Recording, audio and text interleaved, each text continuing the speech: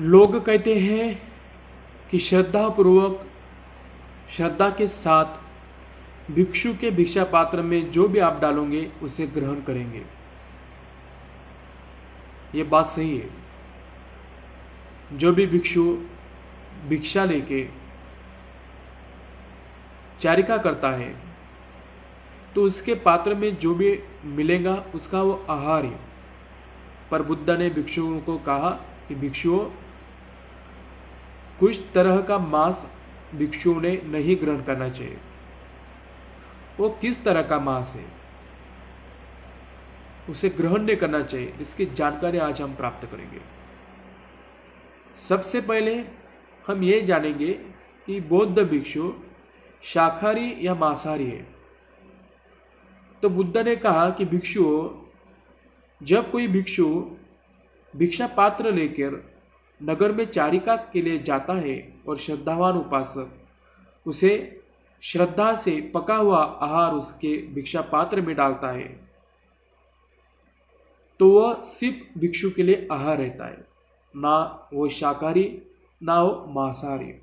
ना भिक्षु शाकाहारी है ना भिक्षु मांसाहारी है। भिक्षु को जो भी श्रद्धा से प्राप्त हुआ भोजन है वही उसका आहार। फिर भी भगवान बुद्ध ने भिक्षुओं से कहा कि भिक्षुओं, कुछ प्राणियों का मांस अगर भिक्षा पात्र में आपको प्राप्त होता है तो उसे आप स्वीकार कर सकते हैं, पर कुछ मांस को आप स्वीकार नहीं करना चाहिए। अगर उस तरह का मांस आपके भिक्षा पात्र में आपको प्राप्त हो तो उसे निकाल कर बाहर डालना चाहिए। वो किस तरह का मांस था, कौन से जानवर थे कि उनका मांस खाना भगवान ने उचित नहीं समझा। उसका मांस भिक्षु संघ को स्वीकार करने में भगवान ने उचित नहीं समझा। कौन सा मांस था वो?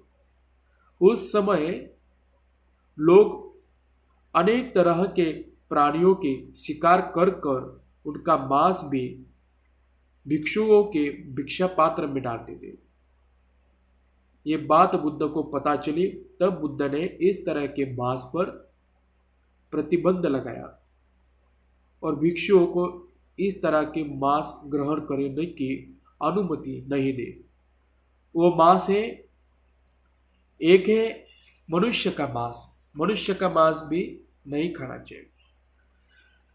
दूसरा है हाथी का मांस नहीं खाना चाहिए। तीसरा घोड़े का मांस नहीं खाना चाहिए। सांप का मांस नहीं खाना चाहिए। सिंह का मांस नहीं खाना चाहिए। नाग का मांस नहीं खाना चाहिए। सिंह का मांस नहीं खाना चाहिए। शिकारी बाघ का मांस नहीं खाना चाहिए। चीते का मांस नहीं खाना चाहिए। भालू का मांस नहीं खाना चाहिए। तड़क का मांस अर्थात लकड़बग्गा का मांस नहीं खाना चाहिए। ये जो प्राणियों के हमने नामें पढ़ी है, इन सब प्राणियों का मांस नहीं खाना चाहिए, वो भिक्षु हो या उपासक हो। तो भगवान बुद्ध ने इस तरह के मांस का निषेध किया और भिक्षुओं को अनुमति नहीं दी इस तरह के मांस ग्रहण करने की। तो आज के लिए इतने ही जानकारी हम प्राप्त करेंगे। सबका मंगल हो, सबका कल्याण हो। साधु साधु साधु।